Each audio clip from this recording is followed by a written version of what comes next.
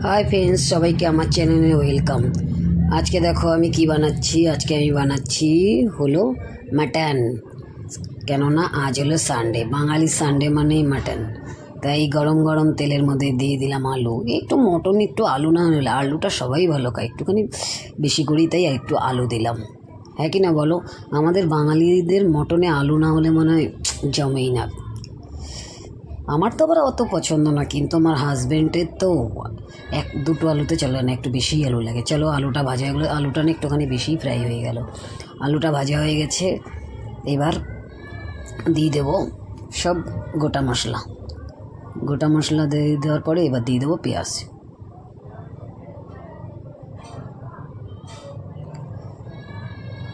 পেঁয়াজটা কী করতে হবে, একটু ভালো করে ভেজে নিতে হবে, বেশ একটু লাল লাল টাইপের হবে। তারপরে এর মধ্যে দিয়ে দিলাম হলুদ। হলুদ দিয়ে একটুখানি ভালো মতন আবার একটু নেড়ে চেড়ে নাও।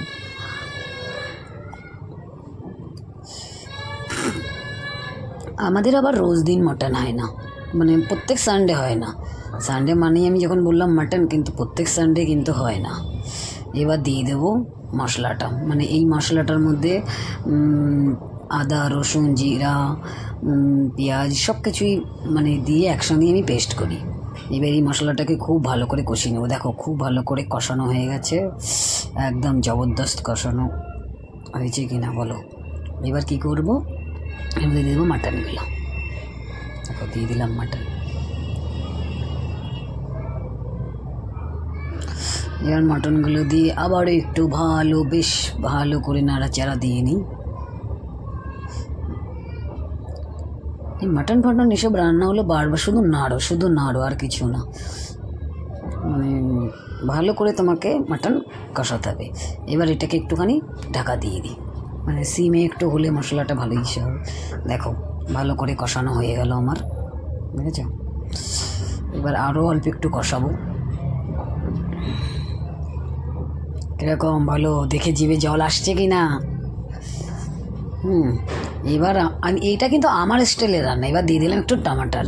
সবাই অন্যরকম রান্না করে, আমি কিন্তু একটুখানি অন্য স্টাইল, মানে প্রতি টাইমে একটুখানি মাটন, যে কোনো চিকেন বলো মাটন বলো একটু আলাদা স্টাইলে রান্না করছে। এবার দিয়ে দেবো আবার একটু ঢাকনা, মাটন মানে টমাটারটা একটুখানি ভালো করেছিলাম। দেখো কেমন জবরদস্ত হয়ে গেল কি না? আমি একটুখানি অন্য স্টাইলেই রান্না করি, মানে প্রতি টাইম ভাবে একটুখানি আলাদা আলাদা করে স্টাইল। এবার এটা ওইদিকে দেখো গরম জল বসিয়ে দিয়েছি, আর এবার এটা কুকারে শিফট করব।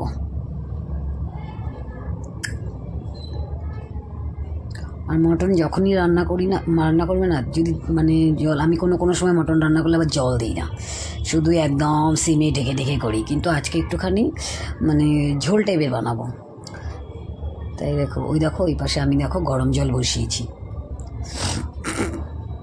এবার দেওয়া হয়ে গেল মাটনটার মধ্যে। এবার এর মধ্যে দিয়ে দেবো জল, গরম জল।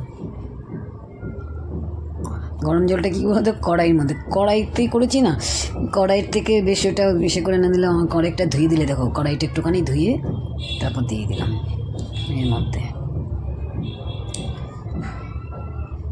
আর কিন্তু এখন কি বলো তো, আবার একটুখানি ভালো করে প্রথমেই কিন্তু আমি এর মধ্যে আলু দেবো না। একবারে যদি আলু দিয়ে সিটি দিই তাহলে কী হবে, আলুটা পুরো গলে যাবে আর একদমই মানে বাজে লাগবে, যেটা আমার খুব একদমই ভালো লাগে না। দেখো হয়ে গেছে কি না, একদম জবরদস্ত। বলো কীরকম হয়েছে মাটনটা, কমেন্ট করে আমাকে জানাবে কিন্তু। একদম ফাটাফাটি সানডে জমে গেল কি না বলো। Tata bye bye.